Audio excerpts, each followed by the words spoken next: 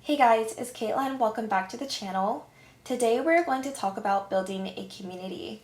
In a previous video that I filmed back in January, I gave you guys that for 2024, I want you to build a community around your brand, and I gave you all the benefits of that and why I think it would be important for your business. But today we're actually going to talk about the structure of your community. As I've helped some of you build your brand and build your communities, I've learned that there are actually two general structures for the community. So today we'll dive into those structures, and by the end of the video, you'll be able to see which one would be best for you. So could your brand benefit from a community? Not all brands will need a community, but for some, it is going to be more beneficial than others. A community is going to give you space to interact more one-on-one with your customers and with your audience.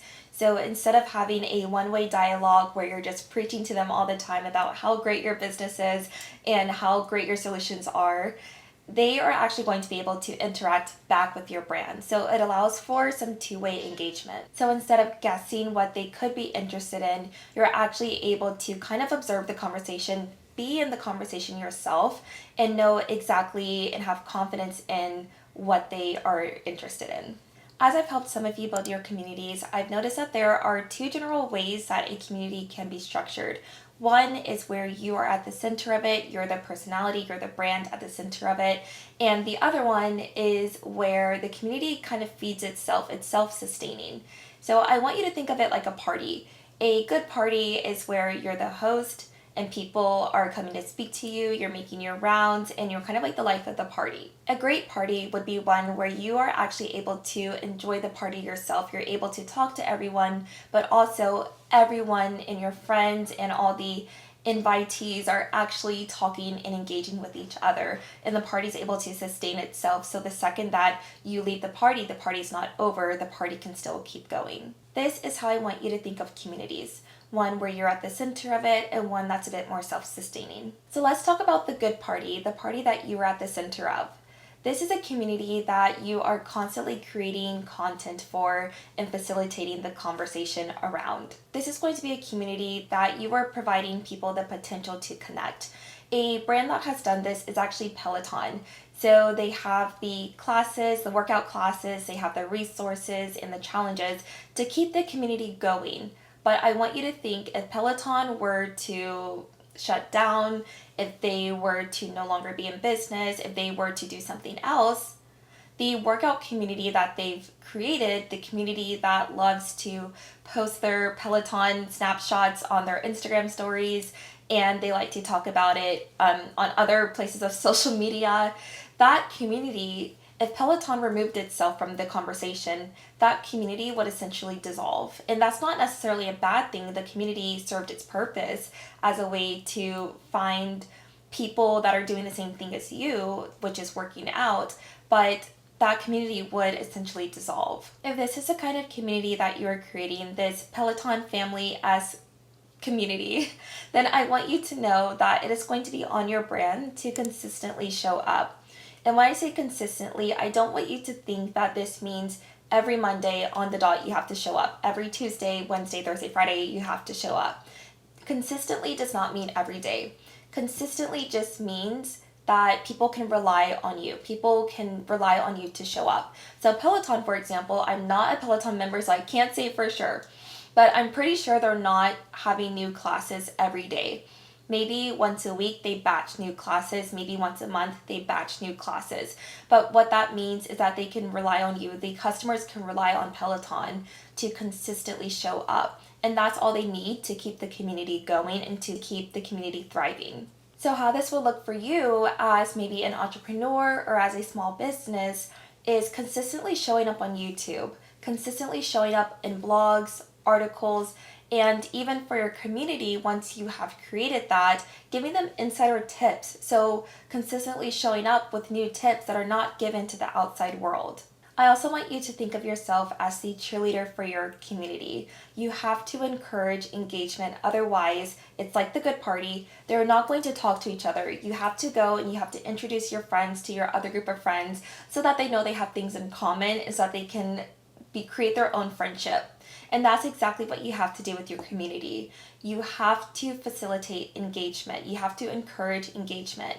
And the way you do this is by going on Instagram and asking open-ended questions. You can have prompts that you ask your audience and they can respond back to. That's the key. You want response. You can also have challenges. So you can challenge your community to do something and they can come back to you with their results. This is a great way to encourage engagement in your community so that even if you are the life of the party, what you have is people that are seeing others engage with you, and it encourages the larger community to then engage with you. So now let's talk about the great party, the party that you can actually enjoy and you can be a part of yourself. This is going to be a community where people are engaging with each other. The members are supporting each other. They're giving their own experiences or giving their own stories. They're not just relying on your stories. So your role here is more of a moderator to help facilitate the conversation as needed. An example of this would actually be the social media platform Reddit. So there's a lot of subreddits around a lot of different conversations, and there's subreddits around TV shows, around podcasts, around books, authors, you name it. So there is a subreddit for every topic that you can think of.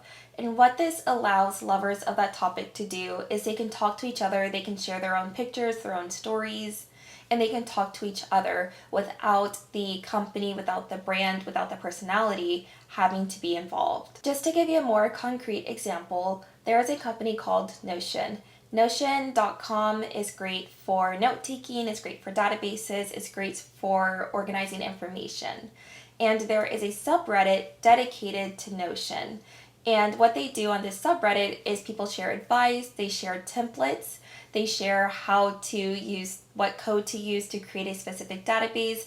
So what this allows it to do is that Notion does not have to be part of that subreddit in order for the community to feed itself, in order for the community to keep going. So we don't know if Notion is actually in that subreddit or not, but what people do is people have taken it upon themselves, thought leaders within that community have taken it upon themselves to provide others with helpful tips and information in their own use cases for Notion. The biggest piece of advice that I can offer you for this community is to create a space that allows for conversation to flow. So this could be Facebook groups, depending on your industry. This could be Discord. This could even be Slack. I actually would not recommend Reddit just because it does not allow you to moderate the conversation very well. So on Facebook group, you can own the Facebook group. So that means that you can boot people as needed, you can add people as needed, you have a bit more control. Same thing with Discord. The way Discord works is that people can only join your Discord server, they can only join your Discord group if you send them a special invite link. So it's very exclusive. Same thing with Slack. You can only be invited to someone's Slack group. You cannot find it on the World Wide Web. Versus Reddit. Reddit, anybody can find that group and anyone can join it. So you don't have as much control over who is in that group, and you may want to know people that are part of your community. That's the whole point of it. And so I wouldn't recommend Reddit, but Facebook groups, Discord, Slack, and similar social media platforms would be a good idea. The whole point is to provide a space for people to connect outside of your Instagram comment section. So even if you have an Instagram post where people can answer your question and post their own stories, that's not very searchable, but a Facebook group is searchable, a Discord is searchable, Slack is searchable. You want it to be easy for people to find the answers to questions that they may have about your company, about your brand, about your product, and even help others that may have questions, so maybe newer users to your product. It's important that you let the community feed itself. So this does not mean that you have to answer every single question. You do not have to be the one providing all the information. You just have to provide a space where that happens. So whether your party looks like the good party or the great party, it's still an awesome party in a solid community, and they both have their pros and cons. So I don't prefer one community structure over the other. It's just a matter of what works best for you. The key part of having a community is that the community is providing value, whether you are providing that value yourself or your community members are providing that value to each other. You want there to be reason for being part of the community so that your community can ultimately grow and that others can join your community and find a good reason for being part of it. That is what I have for you guys today. If you found this video helpful, please share it with a fellow entrepreneur wanting to grow their community. If you are that entrepreneur that is wanting to grow their community and you need assistance, please feel free to reach out to me using the link in the description box below.